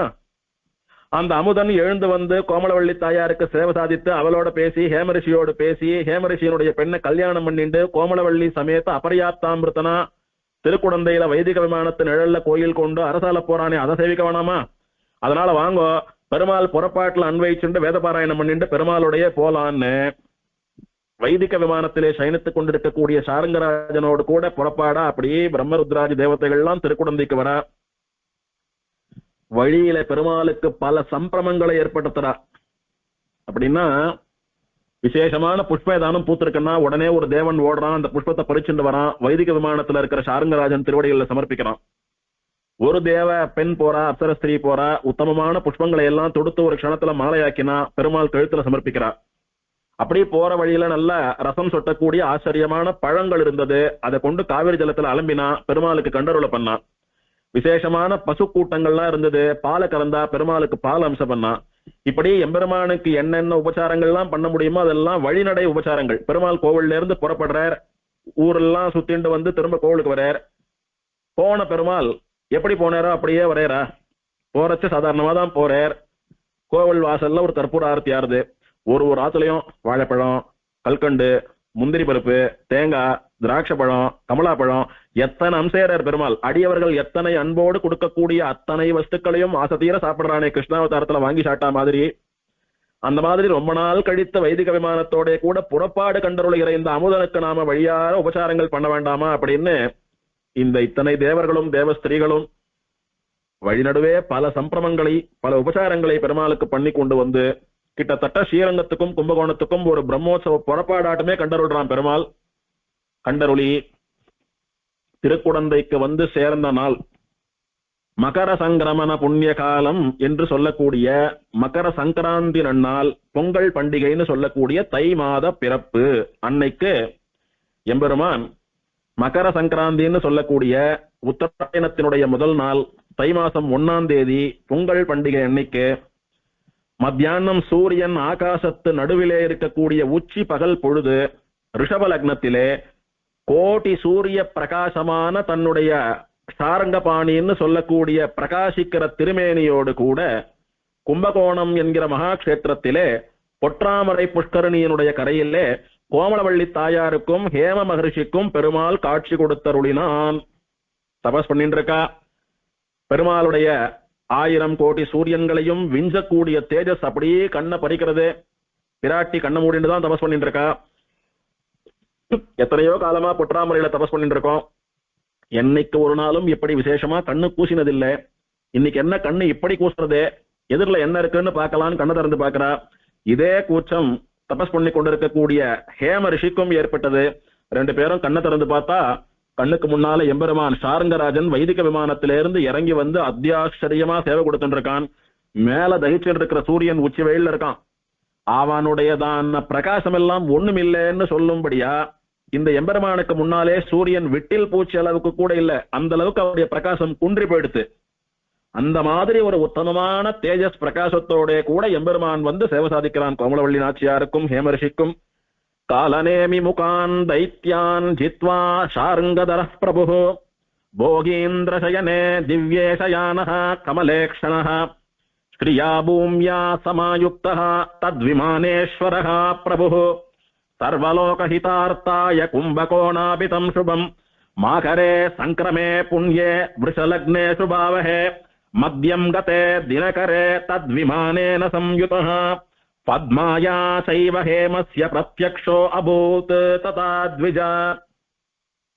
பிரம்மா நாரதருக்கு வர்ணிக்கிறார் இந்த புராணத்தை. காலநேமின்னு சொல்லக்கூடிய அசுரனை சம்ஹாரம் பண்றதுக்காக எம்பெருமான் ஷாருங்கம்னு சொல்லக்கூடிய அவனுடைய வில்லை கையிலே ஆயுதமாக ஏந்தி கொண்டு நம்ம எல்லாருக்கும் சுவாமியாக இருக்கக்கூடிய எம்பெருமான் ஸ்ரீமன் நாராயணன் போகீந்திர சயனே பாம்புகளுக்கெல்லாம் அரசன்னு சொல்லக்கூடிய திருவனந்தாழ்வான் என்கிற படுக்கையிலே ஆச்சரியமாக படுத்துக்கொண்டு அவன் படுத்துட்டு இருக்கானே பாம்பு பேர்ல, அந்த படுக்கை ஆடாடா என்ன அழகு, சேவிச்சுட்டே இருக்கலாம். போகீந்திர சயனே திவ்யேஷயானஹ, பாம்பு படுக்கையிலே கோணமானவா சுருண்டெல்லாம் படுத்துக்கல, என்ன ஆச்சரியமா சயனிச்சுட்டு இருக்கான். அந்த சயனத்தை பார்த்தா அப்படியே பிராணனை விட்டுடலாம்னு தோன்றதே. அப்படி ஒரு ஆச்சரியமான அழகு வெள்ளம் மடையிட்டு தடுக்க வேண்டியதான உத்தமமான ஒரு காட்சி. யார் படுத்துட்டு இருக்கா? கமலேக்ஷணஹ, தாமரை கண்ணனான எம்பெருமான் சயனித்துக் கொண்டிருக்கிறான். எப்படி படுத்துட்டு இருக்கான் தெரியுமோ? ஸ்ரீயா பூம்யா சமாயுக்தஹ, ஸ்ரீதேவி நாச்சியாரும் பூமி தேவி நாச்சியாரும் எம்பெருமானுடைய திருவடி பக்கம் ஒருத்தி, எம்பெருமானுடைய தலைப்பக்கம் ஒருத்தி, 2 பேரும் உட்கார்ந்துட்டு எம்பெருமானுடைய அழகை பருகி கழிப்பவர்களாக பிராட்டிமார்களுடையதான சமீபத்திலே எம்பெருமான் சயனித்துக் கொண்டிருக்கிறான். தத் விமானேஸ்வரஹா பிரபு, அந்த விமானத்திலே அப்படி சயனித்துக் கொண்டிருக்கிறான். அந்த விமானத்தோடு கூட இங்க வந்து சேர்ந்தான். எதுக்கு அப்படி விமானத்தோட இங்க வந்து சேர்ந்தான் அப்படின்னா, பெருமாள் மட்டும் வரையாருன்னு வச்சுக்கலாம். என்ன அர்த்தம்? ஒருத்தர் திடீர்னு ஆத்த விட்டு கிளம்பி எங்கேயோ போறார், கையில ஒண்ணுமே எடுத்துக்கல, வெறுங்கையோட போனார். சுவாமி எங்க புறப்பட்டது? ஒன்னும் இல்ல, ஒரு ஊருக்கு போயிட்டு இருக்கேன், எதுவுமே எடுத்துக்காம போறீர். போனா உடனே வந்துருவேன், ஒரு காரியம் போனா ஒரு 1/2 மணி 1/4 மணில முடிஞ்சிடும், ஆனா போயாக வேண்டிய கட்டாயம், ஆனா விட்டு ராத்திரியே திரும்பிடுவேன்னு சொல்றார். ஒண்ணும் இல்லாம போறார். அந்த மாதிரி பெருமாள் சேவை கொடுத்து யாருக்கோ வரம் கொடுத்துட்டு வரதா இருந்தா வெறுமை போவான், சேவை கொடுப்பான், வந்துருவான். ஆனா இந்த எம்பெருமான் பிராட்டிய கல்யாணம் பண்ணிண்டு ஆத்தோட மாப்பிள்ளையா ஹேமரிஷியினுடைய ஆசிரமத்துல பல காலம் வைதிக விமானத்தோடு தங்கி இருந்து பல கல்பங்கள் அழியாமல் எல்லோரையும் கரை சேர்க்க வேண்டும் என்பதற்காகத்தான பெருமாள் சங்கல்பம் பண்ணிட்டு போறான். அதனால ஒருத்தர் ஆத்த காலி பண்ணிட்டு ஊரை விட்டு ஊரு போய் ரொம்ப வருஷம் அங்க தங்கினா ஆத்தையே காலி பண்ணிட்டு போறாரு. அந்த மாதிரி எல்லா வஸ்துக்களையும் கையோடு எடுத்துட்டு போறான் பெருமாள். நம்ம ஆத்த பேத்து எடுத்துட்டு போக முடியாது. பெருமாளுடைய விமானத்தை அவன் எங்க வேணாலும் பேத்து எடுத்துட்டு போலாம். அதனால அவன் தங்கக்கூடிய அகம், அவனுடைய இல்லம்னு சொல்லக்கூடிய விமானத்தோடைய கூட பெருமாள் அங்க வந்துட்டான். தத் விமானேஸ்வரஹா பிரபு, விமானத்தோடு கூட வந்தான். என்ன அர்த்தம்? பெருமாள் செட்டா வந்திருக்கார், இனி இங்கதான் டேரா, இடத்தை விட்டு போக மாட்டார் பெருமாள் அர்த்தம். சர்வலோக ஹித அர்த்தாய கும்பகோணாபிதம் சுபம். எதற்காக வந்திருக்கார் அப்படின்னா, சர்வலோக ஹித அர்த்தாய, எல்லா லோகங்களுக்கும் நன்மையே பண்ணுபவனாக இந்த கும்பகோண கஷேத்திரத்திற்கு வந்து சேர்ந்திருக்கிறான். இந்த கும்பகோணம்னு சொல்லக்கூடிய சுப கஷேத்திரத்திற்கு வந்து சேர்ந்திருக்கிறான். இந்த கஷேத்திரத்தில் வசித்தாலோ வந்தாலோ சேவித்தாலோ தீர்த்தாமாடினாலோ அவர்களுக்கு எல்லா சுப பலன்களும் ஏற்படுகிறதுன்னு புராணத்துல பார்த்தோமே.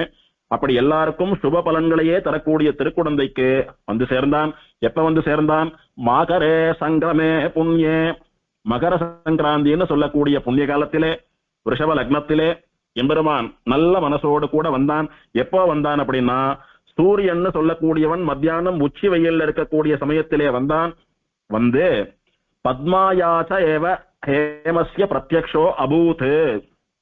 பத்மா, தாயார் கோமலவள்ளிக்கும் ரிஷியான ஹேம முனிவருக்கும் பிரத்யக்ஷமா சேவை சாதிப்பதற்காக கும்பகோணத்திற்கு வந்து சேர்ந்தான் அப்படின்னு ஆச்சரியமா பிரம்மாண்ட புராணத்தினாலே பவிஷ்யோத்தர புராணத்தினாலே வர்ணித்தார். இப்படி அமிர்தத்தினாலே நடைந்த பூமி பாகத்தை உடையதான உத்தமமான கும்பகோண கஷேத்திரத்தில் அமுதவாவின்னு சொல்லக்கூடிய பொற்றாமரை குளத்தினுடைய கரையில் பொற்றாமரையால் அப்படின்னு கோமலவள்ளி தாயாருக்கு பேரு. ஏன்னா பொற்றாமரையிலே தோன்றியவள் பொற்றாமரையால். பொற்றாமரைன்னா பொன் தாமரை, ஸ்வர்ண தாமரை. பொற்றாமரை தோன்றிய குளமானபடினாலே பொற்றாமரை குளம்னு அதுக்கு பேரு. அந்த பொற்றாமரையிலே தோன்றி தபஸ் பண்ணினவளானபடினால தாயாருக்கு பொற்றாமரையால்னு பேரு.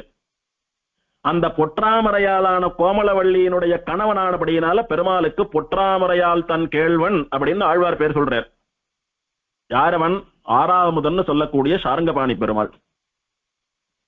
இப்போ கோமலவள்ளி தாயாரும் இந்த ஹேம ரிஷியும் பெருமாள வைதிக விமானத்திலே சாரங்கராஜனாக சேவித்தவர்கள் அத்தனை சந்தோஷமா ஆடியும் பாடியும் துதித்தும் ஸ்தோத்திரம் பண்ணியும் பெருமாளை மகிழ்ந்து ஏத்தி கொண்டு நிற்கிறார்கள்.